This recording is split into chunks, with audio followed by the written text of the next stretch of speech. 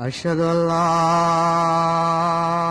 إله إلا الله وحده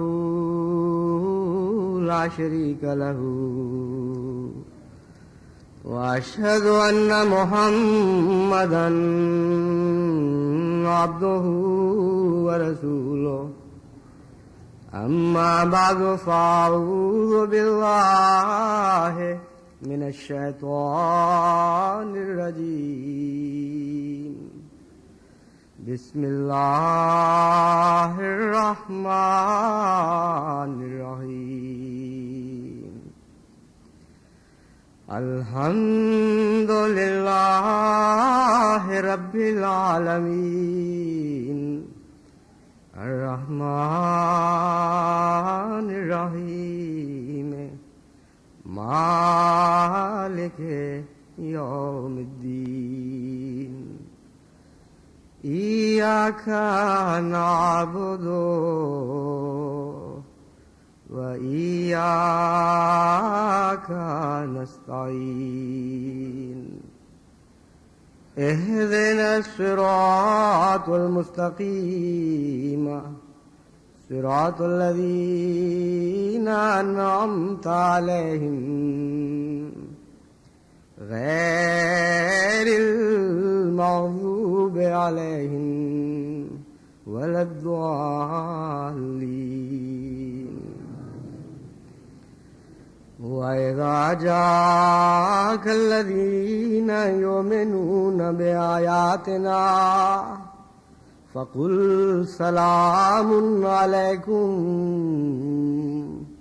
كتب ربكم على نفسه الرحمة أنه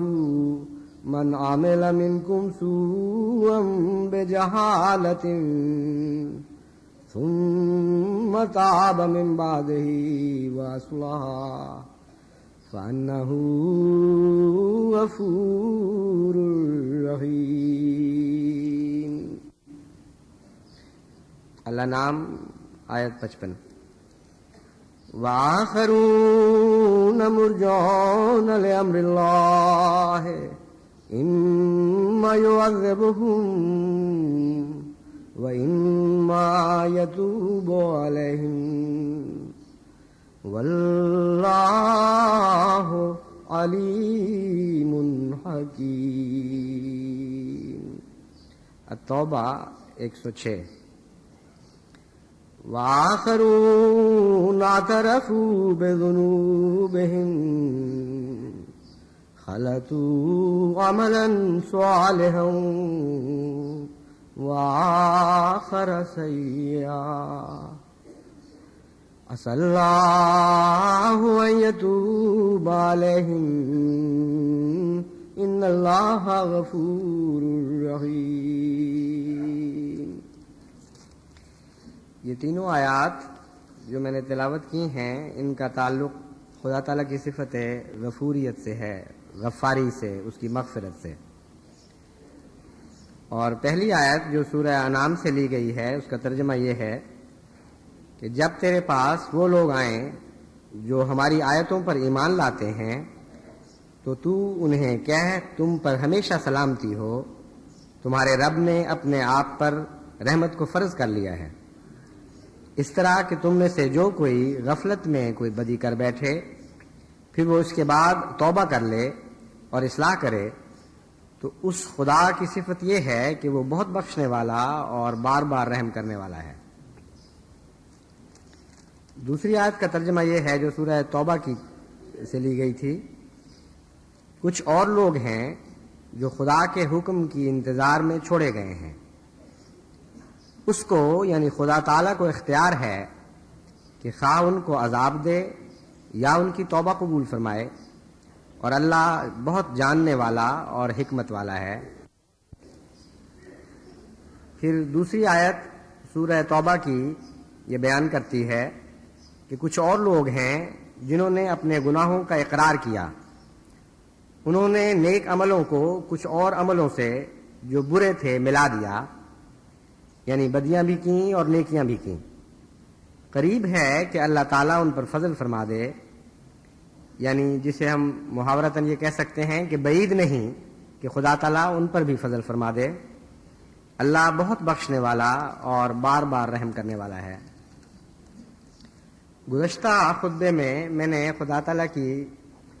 صفت غفاری سے متعلق یہ بیان کیا تھا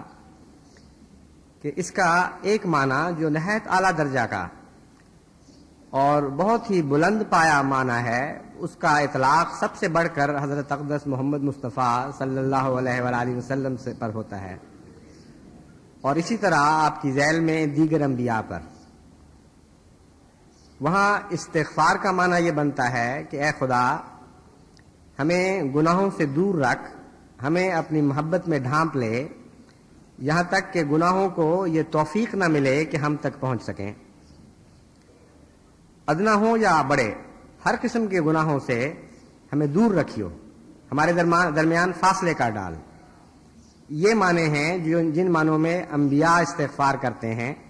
اور ان معنوں میں سب سے زیادہ اعلیٰ اور عرفہ طور پر یہ آیت حضور صلی اللہ علیہ وآلہ وسلم کی ذات سے تعلق رکھتی ہے، یا یہ صفت حضور صلی اللہ علیہ وآلہ وسلم کی ذات سے تعلق رکھتی ہے۔ لیکن اس کے اور بھی بہت سے معنی ہیں، اور ان معانی میں گناہگار بندوں کا بھی ذکر چلتا ہے، تھوڑے گناہگار بندوں کا بھی، زیادہ گناہگار بندوں کا بھی، ایسے بھی جنہوں نے کچھ نیک اعمال کیے اور کچھ بد اعمال کیے، اور ان کی زندگی نیک و بد کے درمیان لٹکتی رہی۔ ایسے بندے بھی جن کے بد اعمال زیادہ غالب آ گئے، لیکن ان کے متعلق بھی ان کا معاملہ اللہ پر چھوڑ دیا گیا، وہ چاہے تو انہیں بخش دے، چاہے تو نہ بخشے۔ ان دو لحاظ سے جب ہم خدا تعالیٰ کی صفت غفاری پر غور کرتے ہیں تو اس کی ایک حد ربوبیت سے ملی ہوئی نظر آتی ہے، اور دوسری حد مالکیت سے ملی ہوئی نظر آتی ہے۔ ربوبیت کے لحاظ سے استغفار کے وہ معنی ہوں گے جو اول طور پر مذکور ہوئے، اگرچہ دوسرے معنی میں بھی ربوبیت جلوہ گر ضرور ملتی ہے، لیکن اس کا زیادہ تر تعلق صفت مالکیت سے ہے۔ خدا تعالیٰ اپنے بندوں کی تربیت اس طرح بھی کرتا ہے کہ وہ خدا کے حضور ہمیشہ یہ استدعا کرتے رہتے ہیں کہ ہمیں فی ذاتی ہی اپنی ذات میں گناہ سے بچنے کی طاقت نہیں ہے، ہمیں کوئی زوم نہیں، ہم یہ نہیں کہتے کہ ہم اپنے اعمال یا قوت ارادی کے زور سے گناہ سے بچ کر پاک لوگوں میں شمار کیے جا سکتے ہیں، اس لیے تو ہم پر رحم فرما اور ہمیں گناہوں سے دور رکھ، اس طرح کہ گناہوں اور ہمارے درمیان تیری محبت حائل ہو جائے، ہم تیری محبت میں مستغرق ہو جائیں، اور اس وجہ سے ہم گناہوں سے بچائے جائیں۔ تو ربوبیت کا یہ معنی بڑی قوت اور شان کے ساتھ صفت غفاریت سے تعلق رکھتا ہے۔ اس کے ذریعے انسان ہمیشہ ادنا سے اعلیٰ حالتوں کی طرف ترقی کرتا چلا جاتا ہے، اور اس ترقی کی راہ میں جو خدشات ہیں، استغفار کے ذریعے ان خدشات سے بچتا ہے، ان ٹھوکروں سے بچتا ہے جن کے نتیجے میں بسا اوقات ایک ترقی یافتہ انسان بھی تحت الثری میں جا گرتا ہے۔ چنانچہ قرآن کریم اس ضمن میں بلم باور کی مثال دیتا ہے کہ وہ نام تو بلم باور نہیں لیتا، لیکن ایک کتے کی مثال دے کر اس کا ذکر کیا گیا ہے کہ اس میں ایسی صفات تھیں اور ایسے اعمال کی طاقت تھی کہ جس کے نتیجے میں اس کا رفع ہو سکتا تھا، لیکن اس نے استکبار سے کام لیا اور دنیا کی طرف جھک گیا، یعنی دنیاوی ذرائع پر بنا کی اس نے، اور دنیا کی طرف اس کا میلان بڑھ گیا۔ نتیجہ یہ نکلا کہ وہ استغفار سے محروم رہا، اور اللہ تعالیٰ سے نیکی طلب کرنے کی بجائے اس نے اپنی انانیت پر زور دیا۔ یہ مفہوم ہے اس ذکر کا جو بلم باور کا ملتا ہے۔ چنانچہ خدا تعالیٰ نے پھر اسے دنیا کی طرف جھکنے دیا اور اس کا رفع نہ فرمایا۔ اس کے متعلق روایات آتی ہیں کہ ایک وقت میں اپنی زندگی میں یہ بڑے اولیاء کے مقام تک پہنچ گیا تھا، اور اس کے اندر غیر معمولی صفات پائی جاتی تھیں ترقی کی، لیکن چونکہ اس نے استکبار سے کام لیا اور یہ زوم اس کے دماغ میں پیدا ہو گیا کہ گویا میں اپنے زور سے نیکی کر رہا ہوں، اس لیے بڑے بلند مقام سے وہ گرایا گیا ہے، اور بہت بلند چوٹی سے جو گرتا ہے اتنا ہی زیادہ اس کو نقصان پہنچتا ہے۔ تو استغفار میں ربوبیت کے तमाम पहलू शामिल हैं, आगाज भी और अंजाम भी। और इस्तिग़फ़ार अंजाम तक इंसान की रबूबियत की हिफाजत कर इंसान की रबूबियत करता चला जाता है और ठोकरों से और लग़ज़िशों से उसकी हिफाजत करता है। इन मानों में हुज़ूर सल्लल्लाहु अलैहि वसल्लम ने सबसे ज़्यादा इस्तिग़फ़ार फरमाया और किसी और इंसान को ये तौफ़ीक़ नहीं मिली कि इस हद तक इस्तिग़फ़ार करे। जो इस तरह इस्तिग़फ़ार करते हैं उनका रुख सिर्फ खुदा की जानिब नहीं होता, बल्कि बिल्कुल इसी तरीक़ पर वो अपने बंदों की रुबूबियत करते हैं, खुदा के बंदों की रुबूबियत करते हैं और इन मानों में वो मुज़क्की हो जाते हैं। जितना ज़्यादा इस्तिग़फ़ार करने वाला होगा उतना बड़ा उसके अंदर तज़किये का रुझान पाया जाएगा, उतना ज़्यादा वो बनी नौ इंसान को पाक करने की बेपनाह ख्वाहिश अपने अंदर रखता होगा। चुनांचे हुज़ूर सल्लल्लाहु अलैहि वसल्लम एक पहलू से मुस्तग़फ़िर थे, यानी खुदा ताला से बकसरत इस्तिग़फ़ार करके बुलंद मरातिब हासिल करने वाले, तरक्की करने वाले, रुबूबियत की वो इंतहाई मनाजिल तय करने वाले जो इंसान के मुक़द्दर में हैं, और दूसरी तरफ बंदों के लिए मुज़क्की बन गए, बंदों के लिए रब नहीं थे, क्योंकि रबूबियत एक ऐसी सिफत है जो खुदा ताला के लिए इस्तेमाल होती है, बंदों के लिए इस्तेमाल नहीं होती। लेकिन जब रूहानी तौर पर एक इंसान अपने रब की सिफात इख्तियार करता है तो बंदों के लिए मुज़क्की बन जाता है, वो उनको पाक करने लगता है। और इन दोनों चीज़ों का एक दूसरे से गहरा ताल्लुक़ है। वो लोग जो इस्तिग़फ़ार तो करते हैं लेकिन खुदा ताला के बंदों की इस्लाह अहवाल की फ़िक्र नहीं करते, उसी कदर उनकी इस्तिग़फ़ार अपने माहसल से, अपने मतलूब से महरूम रह जाती है। ये हो नहीं सकता कि इंसान अल्लाह ताला से तो ये चाहे कि तू मुझे गुनाहों से दूर रख, अपनी मोहब्बत में ढांप ले, और उसके बंदों में फ़ाहशा को देखना पसंद करे और उनसे मोहब्बत और प्यार का सलूक ना करे, उनको अपने साथ जोड़कर उनकी इस्लाह की कोशिश न करे। इन मानों पर जब हम निगाह डालते हैं तो तरबियत का एक बहुत ही आला नुक्ता हमारे हाथ आता है, और वो ये है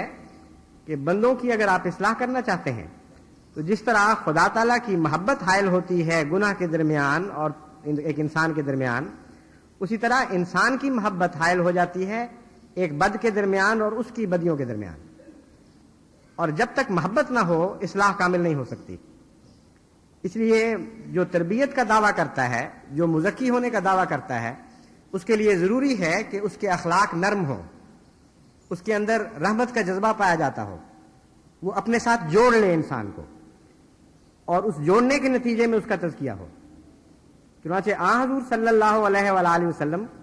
दोनों पहलुओं से सब बनी नौ इंसान से ज्यादा कामिल नजर आते हैं। इतना गहरा मोहब्बत का ताल्लुक आपने अपनी जात के साथ पैदा कर दिया कि बहुत बड़ा मुकाम इस मोहब्बत का था उन जाहिल अरबों की इस्लाह में जिनकी चंद सालों के अंदर काया पलट दी गई। अगर हुज़ूर सल्लल्लाहु अलैहि वसल्लम की गैर मामूली मोहब्बत उनके दिल में ना पैदा हुई होती तो उनको ताकत नहीं थी गुनाहों से बचने के लिए, उनमें इस्तिताअत नहीं थी कि वो अपनी बदियों और सैकड़ों साल से खून में मिली जुली बदियों से दूर रह सकें। बस आज भी यही नुस्खा कारगर होगा। वो जो तरबियत का दावा करते हैं और जो इस्तिग़फ़ार करना चाहते हैं और चाहते हैं कि उनका इस्तिग़फ़ार मकबूल हो, उनको बिल्कुल यही सलूक जो वो खुदा से चाहते हैं अल्लाह के बंदों से करना पड़ेगा और प्यार और मोहब्बत के दायरे को वसी करना पड़ेगा और मोहब्बत की कुव्वत में शिद्दत पैदा करनी पड़ेगी, यहां तक कि मजबूर हो जाएं लोग अपने तज़किया के लिए आपकी मोहब्बत की बिना पर। नफरत और तज़किया में एक ऐसा बोध है जैसे मशरिक और मगरिब का बोध है, और वो लोग जो नफरत के जरिए इस्लाह करना चाहते हैं लाजिमन झूठे हैं, क्योंकि कुरान करीम जगह जगह उनकी तरदीद फरमा रहा है और इंसानी फितरत इस ख्याल को धक्के दे रही है। इस्तिग़फ़ार के मज़मून पर ही अगर आप गौर करें तो आपको ये हिकमत समझ आएगी कि बनी नौ इंसान की इस्लाह का दावा और नफरत का हथियार लेकर निकलना, ये दोनों बातें इकट्ठी नहीं चल सकती। हुज़ूर सल्लल्लाहु अलैहि वसल्लम के मुतल्लिक़ कुरान करीम फरमाता है, लौ कुन्ता फ़ज़्ज़न गलीज़ल क़ल्ब लनफ़ज़्ज़ू मिन हौलिक, कि ऐ मोहम्मद सल्लल्लाहु अलैहि वसल्लम, तू जो तमाम खूबियों का मजमा है, तेरी ज़ात में इकट्ठी हैं बेइंतहा खूबियां, اگر صرف ایک خوبی سے بھی عاری ہوتا، یعنی فظن غلیظ القلب ہو جاتا، تیرے دل میں سختی پیدا ہو جاتی، تو ترشروح ہو جاتا، لنفضوا من حولک، یہ سارے بندے جو آج عاشقوں کی طرح تیرے گرد اکٹھے ہوئے ہیں اور پروانہ وار تیری محبت میں جلنا چاہتے ہیں، یہ سب تجھے چھوڑ کر بھاگ جاتے. تو کتنا عظیم الشان نقطہ ہے. اور حضرت مسیح موعود علیہ الصلوۃ والسلام نے استغفار کی یہی تعریف فرمائی ہے کہ استغفار خدا تعالیٰ کی محبت میں چھپنے کا نام ہے. کتنی عارفانہ تفسیر ہے جو اس سے پہلے آپ کو کبھی کسی مفسر کے قلم سے نکلتی ہوئی دکھائی نہیں دے گی. حضرت مسیح موعود علیہ الصلوۃ والسلام فرماتے ہیں، اور استغفار جس کے ساتھ ایمان کی جڑیں مضبوط ہوتی ہیں، قرآن شریف میں دو معنی پر آیا ہے. ایک تو یہ کہ اپنے دل کو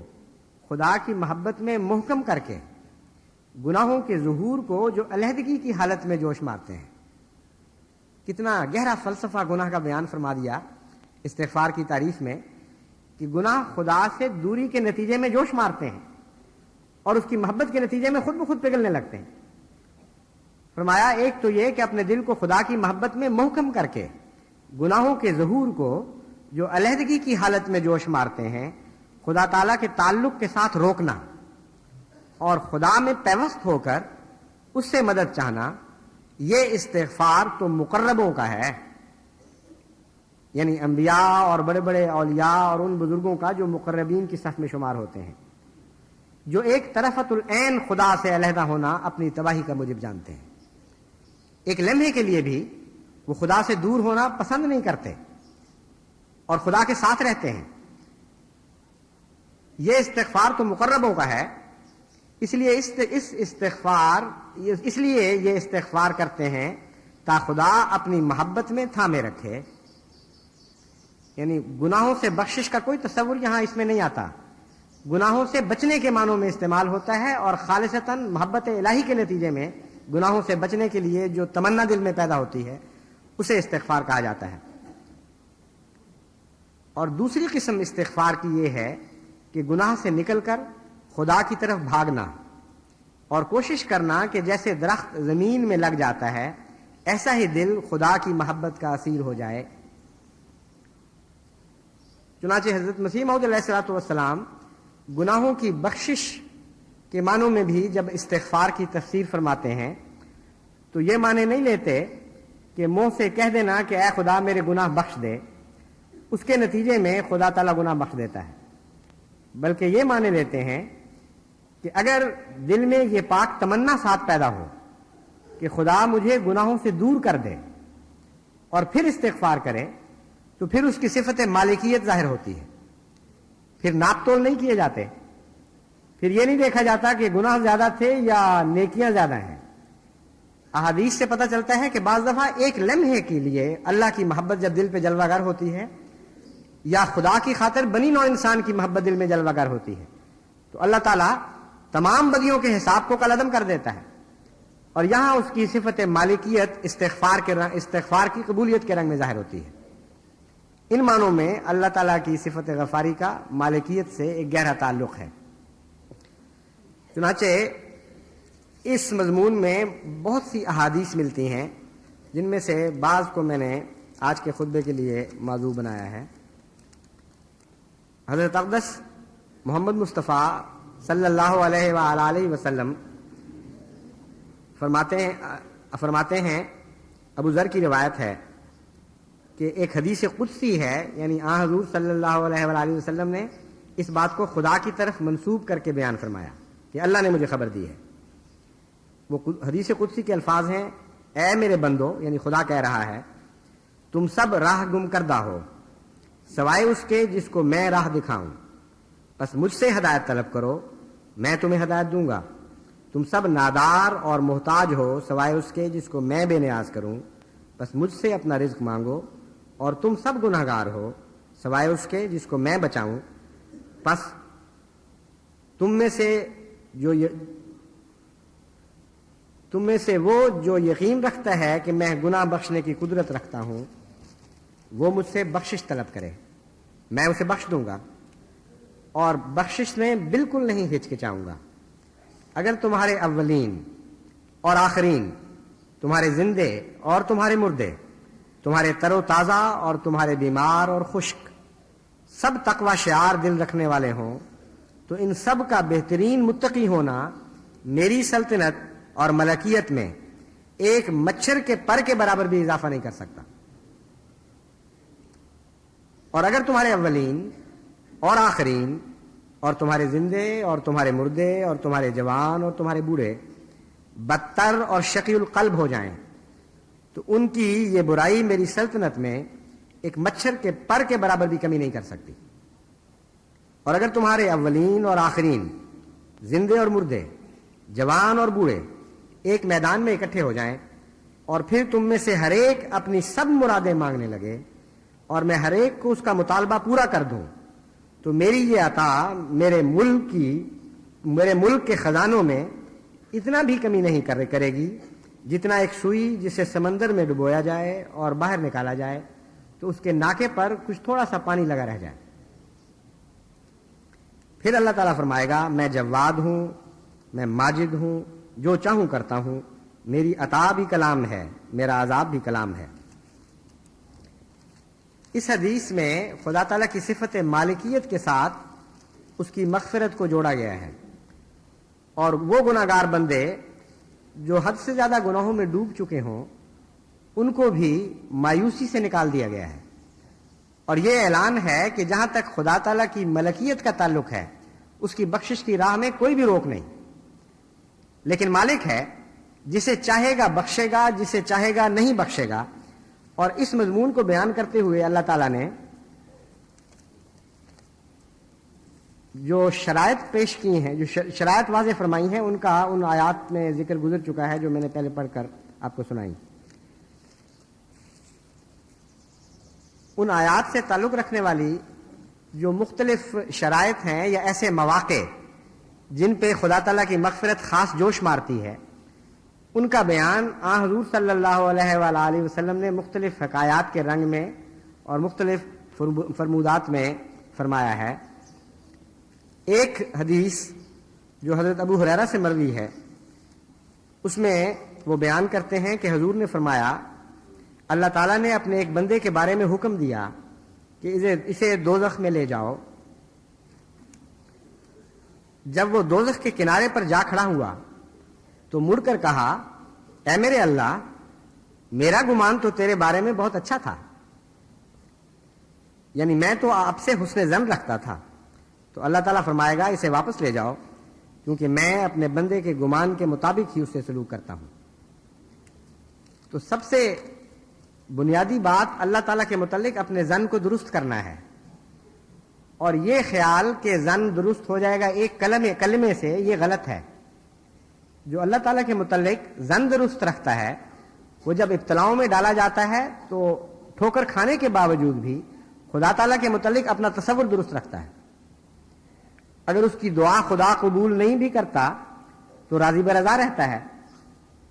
اگر کسی ابتلا سے اللہ تعالیٰ اس کو بظاہر نہیں نکالتا تو اس وقت اس کے دل میں بغاوت کے خیالات پیدا نہیں ہوتے، اور گناہوں میں جب وہ ملوث ہو جاتا ہے اور بے اختیار پاتا ہے اپنے آپ کو، تب بھی یہ یقین کامل اس کے دل میں رہتا ہے اور کبھی یہ متزلزل نہیں ہوتا کہ اگر اللہ چاہے تو مجھے بخش سکتا ہے۔ اور اسی قسم کا سلوک وہ خدا تعالیٰ کی مخلوق سے بھی کرتا ہے۔ یہ وہ ظن ہے جس کے متعلق ہمیں پتہ چلتا ہے کہ اللہ تعالیٰ اس ظن کی اتنی قدر فرمائے گا کہ ایسا شخص جس کے متعلق جہنم کا فیصلہ ہو چکا ہو، یہ تقدیر جاری ہو گئی ہو کہ یہ جہنم میں جائے گا، کیونکہ آخری تجزیہ میں اس کے بد اعمال کا پلڑا بہت زیادہ بھاری رہا، تب بھی یہ حسن ظن انسان کو آخری ہلاکت سے بچا سکتا ہے۔ تو استغفار کرنے والوں کے لیے اس میں بہت ہی عظیم الشان حکمت کا پیغام ہے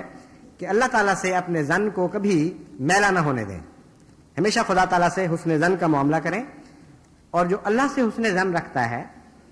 یہ ہو نہیں سکتا کہ وہ بنی نوع انسان سے حسن ظن نہ رکھے۔ یہ ایک اور پہلو ہے جس کو خود حضور صلی اللہ علیہ وآلہ وسلم نے ظاہر فرمایا مختلف رنگ میں، کہ جو شخص بندوں سے یہ سلوک نہیں کرتا وہ خدا سے بھی یہ سلوک نہیں کرتا، جو بندوں کا شکر ادا نہیں کرتا وہ خدا کا بھی شکر ادا نہیں کرتا، جو بندوں پر رحم نہیں کرتا وہ خدا کے رحم کا طالب نہیں ہو سکتا۔ تو حضور اکرم صلی اللہ علیہ وآلہ وسلم نے اس مضمون کو اتنا کھول دیا ہے کہ کہ اس کے بعد یہ خیال یا یہ وہم کہ حسن ظن کا صرف ایک راستہ ہوگا اور وہی انسان کو بچائے گا، یہ غلط ہے۔ خدا پر حسن ظن رکھنے والا خدا کے بندوں پر بھی حسن ظن رکھتا ہے، اور وہی حسن ظن قبول ہوگا یا اسی کا حسن ظن قبول ہوگا جو اپنے اللہ پر بھی حسن ظن رکھتا ہے اور اس کے بندوں پر بھی حسن ظن رکھتا ہے، ان کے ساتھ بھی حسن ظنی والے معاملات کرتا ہے، بدظنی والے معاملات نہیں کرتا۔ ایسے شخص کے لیے خوشخبری ہے کہ اگر اس کی کمزوریاں غالب آ جائیں اور وہ گناہوں سے نہ بچ سکا ہو اور اس کے گناہ کا پلڑا نمایاں طور پر حاوی بھی ہو گیا ہو، تب بھی اللہ تعالیٰ اس حسن ظن کے نتیجے میں اسے معاف فرما دے گا۔ اس کے علاوہ اللہ تعالیٰ کے خوف کا استغفار سے بڑا گہرا تعلق ہے۔ یعنی بعض اوقات انسان حیران ہوتا ہے کہ ایک انسان جو اتنی لمبی بدیاں کر چکا تھا اسے بخشا کیوں گیا، اور اس قسم کی احادیث پڑھ کر یہ ذہن میں خیال پیدا ہوتا ہے کہ پھر کوئی فرق نہیں پڑتا، بدیاں کر لینی چاہیے۔ حالانکہ اس قسم کی بدیوں کی جرت اس خوف کو کھا جاتی ہے اور ٹکراتی ہے اس خوف سے جس کے نتیجے میں انسان بخشا جاتا ہے۔ اس لیے جسارت کے نتیجے میں بدیاں کرنا، اس کا کوئی جواز کہیں نہیں ملتا، نہ قرآن کریم میں نہ احادیث میں۔ لیکن ایک انسان بعض دفعہ اپنے معاشرے کی وجہ سے، اپنے پیدائشی حالات کی وجہ سے اور اپنی اندرونی جبلی بعض رجحانات کی بنا پر بدیوں سے مغلوب ہو جاتا ہے، اور ہر بدی کے وقت بھی خدا کا خوف دامنگیر رہتا ہے، اور ساری عمر اس کے ذہن پر یہ چیز غالب آ جاتی ہے کہ وہ خدا سے ڈرتا ہے اور خوف کھاتا ہے کہ میرے ساتھ کیا ہوگا۔ ایسے شخص کی حالت کے متعلق حضور صلی اللہ علیہ وآلہ وسلم بیان فرماتے ہیں۔ آپ نے فرمایا، ایک آدمی جس نے کبھی کوئی نیکی نہیں کی تھی اپنے اہل سے کہا کہ جب میں مر جاؤں تو مجھ کو جلا دینا اور میری راکھ کو آدھا خشکی میں اور آدھا سمندر میں بہا دینا۔ خدا کی قسم، اگر اللہ نے مجھ پر قابو پا لیا تو پھر مجھے ایسی سزا دے گا کہ دنیا بھر میں کسی کو نہ دی ہوگی۔ حضور صلی اللہ علیہ وآلہ وسلم فرماتے ہیں، جب وہ آدمی مرا تو انہوں نے اسی طرح کیا جس طرح اس نے کہا تھا، لیکن اللہ تعالیٰ نے خشکی اور تری کو حکم دیا، کیونکہ وہ مالک ہے، کہ اس کی راکھ کے ذرات کو جمع کرو۔ پس وہ جمع ہوئی اور اسے وجود ملا، تو اللہ نے اس سے پوچھا، تم نے ایسا کیوں کیا تھا؟ اے میرے بندے، تو نے کیوں وصیت کی تھی کہ تجھے جلا کر خاک کر دیا جائے اور آدھے ذروں کو خشکی میں بکھیر دیا جائے اور آدھوں کو سمندر میں غرق کر دیا جائے؟ تو اس نے عرض کی کہ اے میرے رب، تو جانتا ہے کہ میں نے کیوں ایسا کیا تھا، میں نے صرف تیرے خوف کی وجہ سے ایسا کیا تھا۔ اللہ تعالیٰ اسے فرمائے گا کہ تو نے میرا خوف کیا تھا، اس لیے میں تجھے بخش دیتا ہوں، اور وہ سارے گناہ جن کے مقابل پر ایک بھی نیکی نہیں تھی، صفت مالکیت جب جلوہ گر ہوئی تو ان کو خاک کی طرح اڑا دیا، کچھ بھی باقی نہیں چھوڑا ان گناہوں کا۔ لیکن اے طرف بذنبہم میں درجہ کمال کو پہنچا ہے یہ شخص، اور خوف خدا میں درجہ کمال کو پہنچا ہے۔ عملی نیکی دوسری کو ہو یا نہ ہو، اللہ کا خوف رکھنا اور عجز کرنا اور اپنے گناہوں کا معترف رہنا، یہ اپنی ذات میں ایک بہت بڑی نیکی ہے، اور اسی کی طرف حضور صلی اللہ علیہ وآلہ وسلم اشارہ فرما رہے ہیں کہ جہاں تک خدا کی مالکیت کا تعلق ہے اس کی کوئی بھی حد نہیں ہے۔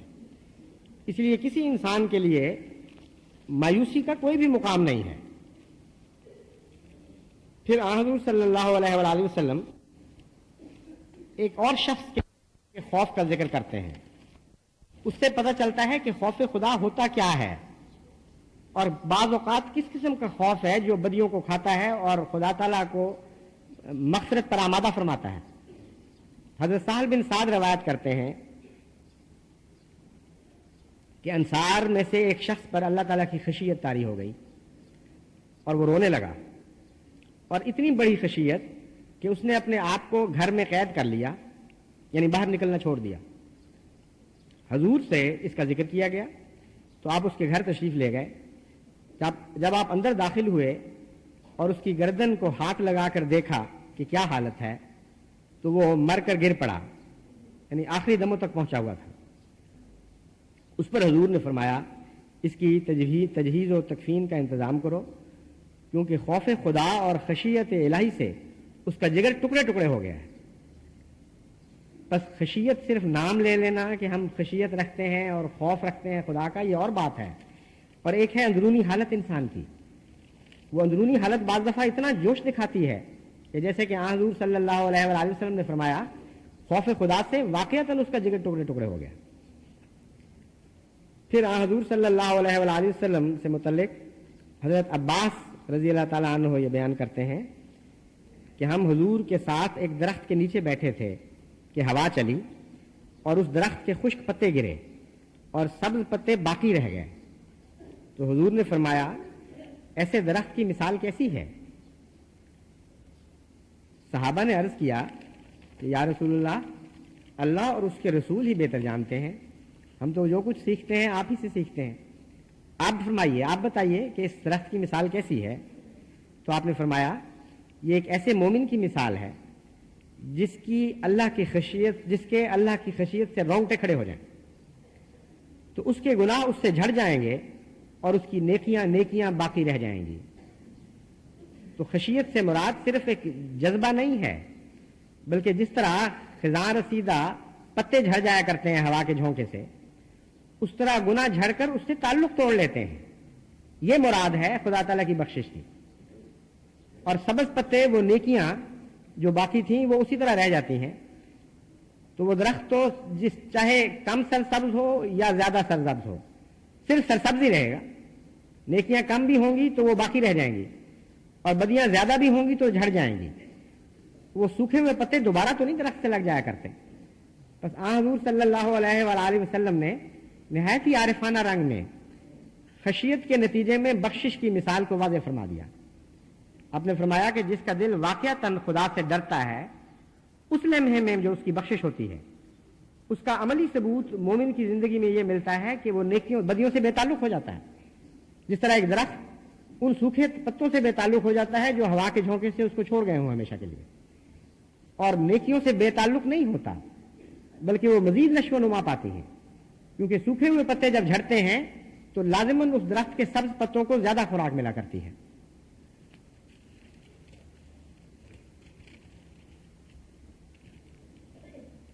ایک اور موقع پر حضور صلی اللہ علیہ وآلہ وسلم نے خدا تعالیٰ کی مغفرت کے حصول کے جو نکات ہیں باریک، ان کو بیان کرتے ہوئے فرمایا، اور حضرت ابن عمر کہتے ہیں کہ یہ حدیث میں نے حضور صلی اللہ علیہ وآلہ وسلم سے ایک بار نہیں، 7 بار نہیں، بلکہ اس سے بھی زیادہ مرتبہ سنی ہے۔ آپ فرماتے ہیں کہ بنی اسرائیل میں ایک مرد کفل نامی تھا جو گناہ سے بچتا نہیں تھا۔ ایک دفعہ قحط کے نتیجے میں جب غرباء میں فاقہ کشی پھیل گئی اور جان بچانی مشکل ہو گئی، تو ایک غریب عورت اس کے پاس آئی، اس نے اس کی عصمت کا سودا کیا اور کہا کہ میں تجھے اتنے روپے دوں گا اگر تو اپنی عصمت میرے پاس بھیج دے۔ وہ غریب عورت تھی اور اس کے گھر والے فاقے کر رہے تھے، اس لیے اس کا کوئی اختیار نہیں تھا۔ حضور فرماتے ہیں کہ وہ روتی رہی اور اس کا بدن کانپنے لگا۔ اس پر اس نے پوچھا کہ یہ کیا دیکھ رہا ہوں، تو کیوں روتی ہے اور کیوں تیرا بدن کانپ رہا ہے؟ اس نے کہا کہ مجھے خدا تعالیٰ نے جس بدی سے بچائے رکھا ہے، میں خدا کی خاطر تجھے واسطہ دیتی ہوں کہ مجھے اس بدی پر مجبور نہ کر۔ اس پر محض خوف خدا سے، رضائے باری تعالیٰ کی خاطر اس بندے نے فیصلہ کیا کہ میں اس سے باز آ جاؤں گا، اور صرف یہی فیصلہ نہیں کیا، حضور صلی اللہ علیہ وآلہ وسلم فرماتے ہیں کہ اس نے عہد کیا کہ میں آئندہ کبھی بدی کے قریب نہیں جاؤں گا۔ یہ ہے مغفرت کا وہ نقطہ جس کو بعض اوقات بعض راویوں نے حدیث مکمل نہ بیان کرنے کے نتیجے میں چھوڑ دیا اور لوگوں میں غلط فہمیاں پیدا ہو گئی کہ اس کے بعد بھی گویا بد رہا، اس کے بعد بھی ان گناہوں میں ملوث رہا اور پھر اللہ نے بخش دیا۔ ایسی کوئی بات نہیں ہے۔ حضور صلی اللہ علیہ وآلہ وسلم واضح طور پر فرماتے ہیں کہ نہ صرف یہ کہ وہ رکا اس وقت، بلکہ اس کے دل پر اللہ کا ایسا خوف طاری ہوا کہ اس نے فیصلہ کیا کہ میں آئندہ بدی کے قریب نہیں جاؤں گا۔ اور خدا کی رحمت کی شان دیکھیں کہ اسی رات وہ مر گیا اور خدا نے اس کو ابتلا سے محفوظ کر لیا۔ یعنی بخشش کی ایک یہ بھی شان ہے، خدا جانتا تھا کہ وہ بندہ کمزور ہے، اس وقت اس کی حالت ایک ایسی پیدا ہو گئی ہے کہ جس کے نتیجے میں اس نے بدیوں سے رکنے کا فیصلہ کیا ہے اور آئندہ شاید نہ رک سکے. یعنی ہم شاید کہتے ہیں اللہ کو تو علم ہوگا کہ وہ رک سکتا تھا یا نہیں رک سکتا تھا. تو اسی آخری فیصلے کے وقت وہ اس کا آخری فعل تھا، اس کے بعد اس کی وفات ہو گئی اور اللہ تعالیٰ نے اس کی مغفرت فرما دی. بلکہ یہ ایک حدیث کے الفاظ یہ ہیں کہ رات وہ اب مردہ پایا گیا اپنے گھر میں اور اس کے دروازے پر یہ الفاظ لکھے ہوئے تھے کہ اللہ تعالیٰ نے اس نیکی کے بدلے کفل کو معاف فرما دیا ہے. یعنی صرف اس سے مغفرت ہی نہیں کی بلکہ ستاری کا بھی عجیب سلوک فرمایا اور اس کو تمام ان لوگوں کے سامنے سرخ رو فرما دیا جو جانتے تھے کہ انتہائی بد انسان ہے. تو استغفار کا معنی گناہوں سے بخشش کے معنی میں بھی،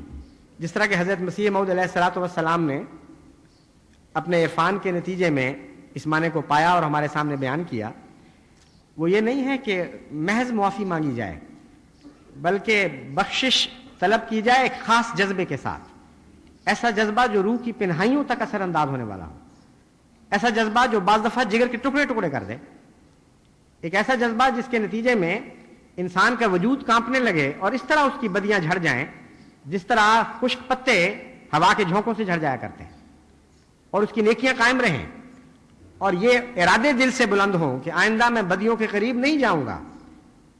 اور استغفار ان معنوں میں انسان کرے کہ اے اللہ مجھے بدیوں سے آئندہ محفوظ رکھنا اور میرے پچھلے گناہ معاف فرما دے. اس صورت میں اللہ تعالیٰ ایسے انسان کی بخشش فرما دیتا ہے.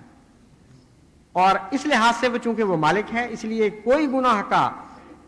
درجہ یا مرتبہ یا اس کی کمیت اور کیفیت خدا کی بخشش کی راہ میں حائل نہیں ہو سکتے.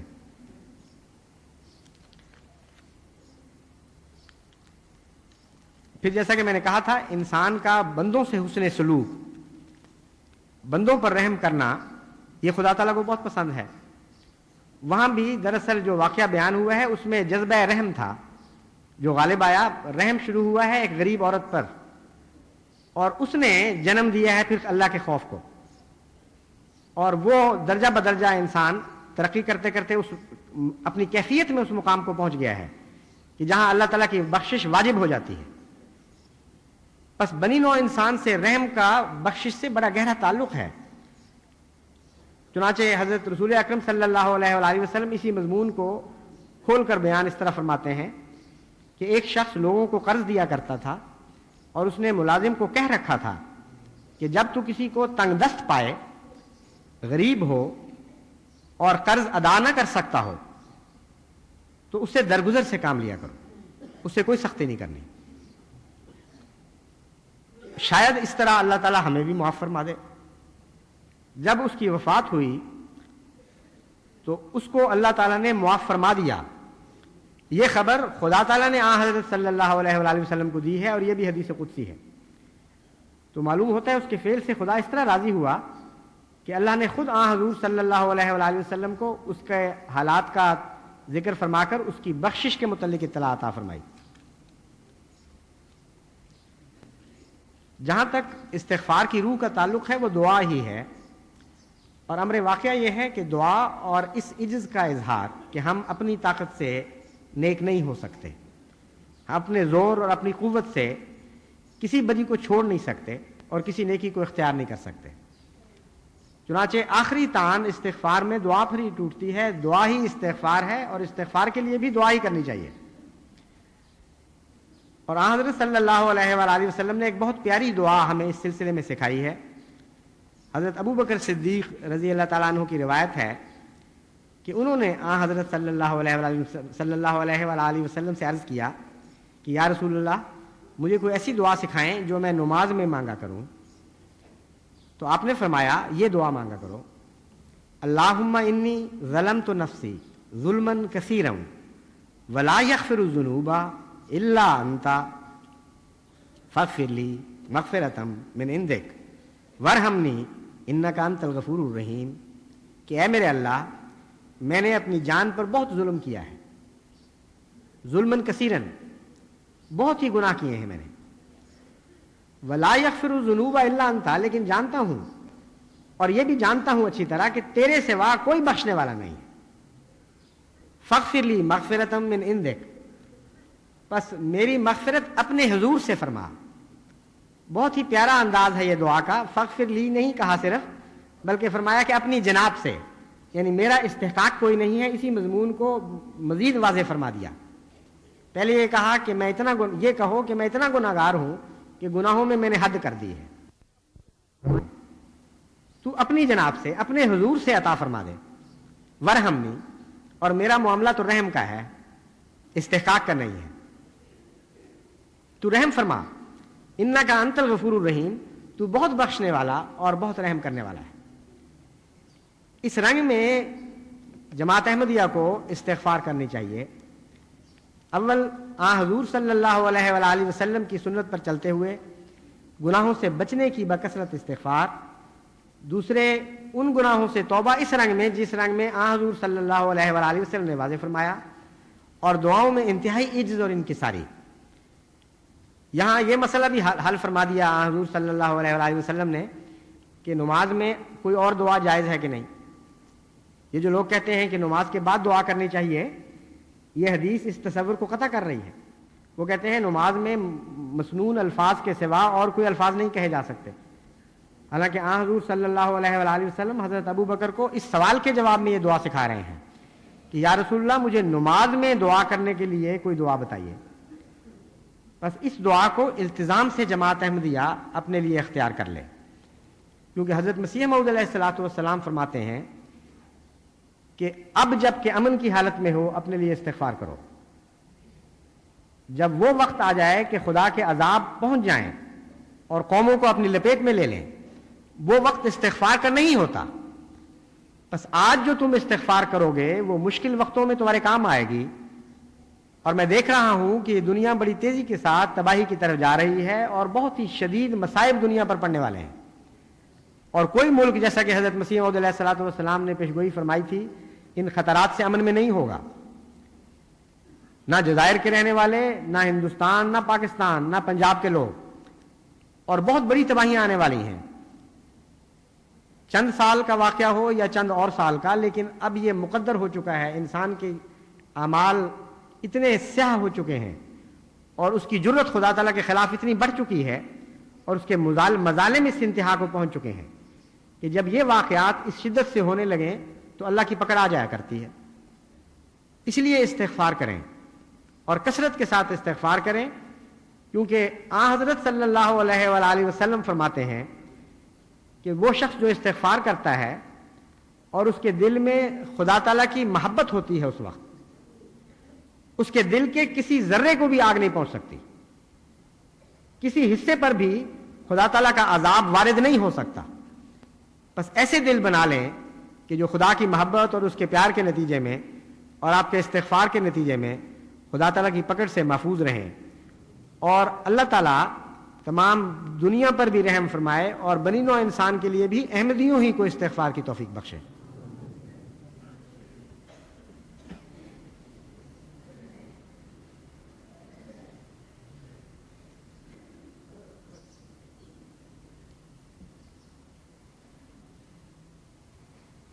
الحمدللہ نحمدہ ونستعینہ ونستغفرہ ونؤمن بہ ونتوکل علیہ ونعوذ باللہ من شرور انفسنا ومن سیئات اعمالنا. من يهده الله فلا مضل له ومن يضلله فلا هادي له. ونشهد أن لا إله إلا الله وحده لا شريك له ونشهد أن محمدا عبده ورسوله. عباد اللہ رحمكم اللہ، ان اللہ یامر بالعدل والإحسان وإيتاء ذي القربى وينهى عن الفحشاء والمنكر والبغي يعظكم لعلكم تذكرون اذكروا الله يذكركم وادعوه يستجب لكم ولذكر الله أكبر